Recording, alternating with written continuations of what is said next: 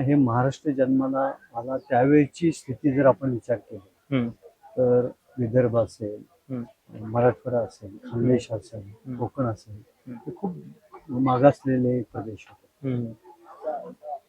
त्यांची भाषिक आणि सांस्कृतिक अवहेलना झालेली होती, उपेक्षा झालेली होती किंवा छळवत झालेला होता, भाषेची उपेक्षा झालेली होती.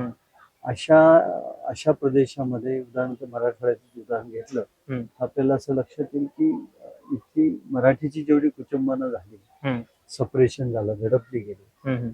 उर्दू भाषा राजभाषा असल्यामुळं ती गोष्ट इथल्या नागरिकांना असं होतं की आपण महाराष्ट्रामध्ये लवकरात लवकर विलीन झालं पाहिजे. बरोबर. ती भावना होती. आणि त्यामुळं काल आपण बोलताना मुद्दा काढला की विदर्भाने अटी घातल्या आणि मराठवाड्याने का नाही घातल्या, विना सामील झाला. विनाट सामील व्हायचं मुख्य कारण तेच आहे की आपण आतुर होतो की मराठी भाषेच्या राज्यामध्ये आपण सामील व्हावं.